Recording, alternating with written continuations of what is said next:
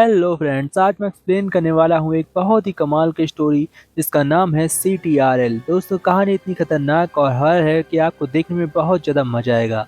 इस कहानी में हमें दिखाया गया है एआई को लेकर, जिसमें एआई एक लड़की की पूरी ज़िंदगी कैसे बर्बाद करता है और उसे किस तरह से टॉर्चर करता है। आपको सब कुछ इस मूवी में देखने को मिलेगा। कहानी की शुरुआत में हम देखते हैं एलेना नाम की एक लड़की को जो जॉय नाम के लड़के से प्यार करती है और वो दोनों मिलकर एक सोशल मीडिया ऐप चलाते हैं जैसे इंस्टाग्राम, यूट्यूब और अपनी वीडियोस अपलोड करते हैं। उन्हें लोग बहुत ज़्यादा पसंद करते हैं और उनका बायोडाटा काफ़ी अच्छा होता है, इसलिए उन्हें ब्रांड प्रमोशन बहुत ज़्यादा मिलता है। उनके पास पैसे की कोई कमी नहीं होती। तभी एक दिन एलेना जब अपने बॉयफ्रेंड को सरप्राइज़ गिफ्ट देने के लिए उसके बर्थडे के दिन जा रही होती है, तभी वह देखती है कि वह किसी और लड़के को किस कर रहा है। यह देखकर उसका दिल टूट जाता है और वह लाइव कैमरे में उसकी धुलाई कर देती है, जिसकी वजह से सभी लोग अब एलेना के चैनल्स पर उसकी बहुत ही बेइज्जती करते हैं और उसके वीडियो पर बहुत ही बुरे कमेंट करते हैं। देखते ही देखते वह काफ़ी टॉर्चर हो जाती है। एक दिन जॉय का कॉल आता है और वह एलेना से कहता है कि एलेना, अब मैं तुमसे बात करना नहीं चाहता। मैं चाहता हूँ कि तुम मुझसे पूरी तरीके से ब्रेकअप कर लो। उसके ब्रेकअप के बाद एलेना की हालत कुछ ऐसी हो जाती है जैसे कि आम को चूस कर उसे फेंक दिया जाए। अब हम देखते हैं कि एलेना अपना बदला लेने के लिए कुछ भी करने के लिए तैयार थी, लेकिन उसे समझ में नहीं आ रहा था, क्योंकि दिन पर दिन हम देखते हैं कि उसके ब्रांड प्रमोटर उससे दूर हटते जाते हैं, क्योंकि जॉय के बिना कोई भी उसके साथ काम करना नहीं चाहता। क्योंकि जॉय के बिना उसके पास कोई टॉपिक नहीं होता है कि वह अपनी वीडियोस में कुछ इंटरेस्टिंग दिखा सके, जिसकी वजह से लोग उससे दूर हटते रहते हैं और उसके व्यूज दिन पर दिन डाउन होते जाते हैं। अब वह एक ऐप को डाउनलोड करती है जिसका नाम होता है CTRL।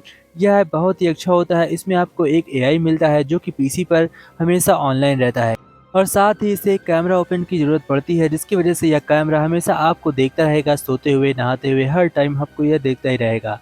और यह बात एलेना को बिल्कुल नहीं पता थी कि इसका बायोडाटा क्या है और ये ऐप किसने बनाया है और इसके बारे में क्या बैकग्राउंड है। ये बिना जाने इसके टर्म्स एंड कंडीशन बिना पढ़े उस ऐप को डाउनलोड करती है, जिसकी वजह से यह एआई फीचर्स काफ़ी मदद भी करता है। हम देखते हैं इस एआई की मदद से यह अपने जितने भी फ़ोटोज़ या वीडियोज़ होती हैं, उनमें से जॉय का नामो-निशान मिटा देती है। यह इतने अच्छे से रिमूव करता है कि ऐसा लग रहा होता है कि एलेना की ज़िंदगी में कहीं पर जॉय था ही नहीं। देखते ही देखते वह उसकी ज़िंदगी से पूरी तरीके से रिमूव हो जाता है। अब हम देखते हैं कि इसके बाद एलेना को दिन पर दिन ब्रांड प्रमोशन मिलते जाते हैं, क्योंकि एआई के द्वारा वो बहुत ही अच्छी वीडियो अपलोड कर रही थी।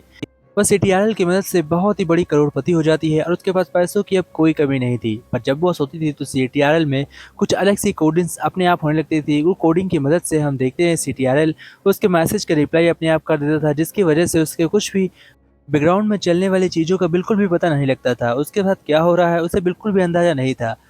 लेकिन उसकी खुशी का कोई ठिकाना नहीं होता है, क्योंकि वह अब एक बहुत ही अमीर लड़की और काफ़ी सक्सेस और अपने करियर में बहुत ही आगे निकल चुकी थी। एक दिन हम देखते हैं कि जॉय उसके दरवाजे पर आता है और वह एलेना से कहता है, एलेना प्लीज़ दरवाज़ा खोलो, मैं तुमसे कुछ बात करना चाहता हूँ। लेकिन एलेना उससे बात नहीं करती और कहती है कि मैं तुमसे क्यों बात करूँ, तुम फौरन से मेरे दरवाजे से बाहर निकल जाओ, और वह गार्ड्स को बुलाकर जॉय को दूर भेज देती है। तभी उसके फ्रेंड का एक दिन कॉल आता है और वह उसे बताती है कि 5 दिन से जॉय कहीं पर लापता हो गया है, क्या उसने तुम्हें कॉल किया था? तब एलेना उसे बताती है कि हाँ, वो मेरे घर पर आया था, लेकिन मैंने उसे वहाँ से निकाल दिया। ये बात सुनकर उसकी फ्रेंड कहती है कि प्लीज़ जैसे ही जॉय के बारे में कुछ पता चले तो प्लीज़ मुझे बताना। उसकी बहन, उसके परिवार वाले जॉय को लेकर बहुत चिंता में हैं। पुलिस वाले उसे ढूंढ रहे हैं और उसका पता कहीं भी नहीं चल रहा है। अब हम देखते हैं कि जॉय के लापता होने की वजह से एलेना भी काफ़ी चिंता में आ जाती है और फिर वह उस लड़की को कॉल करती है जिसका उसके साथ अफेयर चल रहा था, यानी कि सुलानी। वह उसके पास कॉल करती है और उससे पूछती है क्या जॉय तुम्हारे साथ है। वह साफ मना कर देती है और एक से एक सीक्रेट बात बताती है। वह उससे कहती है कि जॉय एक ऐसी कंपनी को लेकर तहकीकात कर रहा था जो कंपनी अपने कस्टमर का डाटा चुरा कर बाहर विदेशों में बेच रही है, जिसकी वजह से उसके कस्टमर को बहुत ही तकलीफ होती है, जैसे कि उसकी वीडियोस, उसकी वॉइस, उसका फेस लेकर बाहर वाले बहुत ही गलत तरीके से यूज़ कर रहे हैं, जिस वजह से वह अपनी कंपनी को लेकर बहुत चिंता में था। वह उस कंपनी को सच्चाई जानकर उस पर केस करना चाहता था और कुछ दिनों से जॉय बहुत ज़्यादा चिंता में था, क्योंकि वह कंपनी के ऊपर केस करना चाहता था और कंपनी वाले लगातार उसे टॉर्चर कर रहे थे कि अगर उसने कुछ किया तो वो लोग उसे मार देंगे। और तभी एलेना के पास एक कॉल आती है कि जॉय का कत्ल हो चुका है। जैसे ही वह इसके बारे में सुनती है तो वह पागल सी हो जाती है और जॉय के कब्र पर फौरन पहुंच जाती है। वह उसके अंतिम समारोह में जाती है और उससे सद्भावना देती है और कहती है कि इसका मर्डर कैसे हुआ। अब वह जॉय के बारे में सभी डिटेल्स को कलेक्ट करना शुरू कर देती है और उसके ईमेल पर लॉगिन करती है, बट उसको पासवर्ड नहीं पता होता। तब वह उसके नंबर को ज्वाइन कराती है और उससे पासवर्ड फॉरगॉट मारकर फिर से उसकी जीमेल खोलती है, जहां पर वह उसे एक वीडियो देखती है।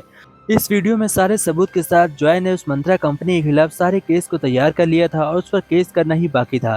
लेकिन वह तो जानता था कि मंत्रा वाले उसे केस नहीं करने देंगे, उस लोग पहले ही उसे मार देंगे। इसलिए वह यह वीडियो रिकॉर्ड करता है और सभी के पास भेजता है।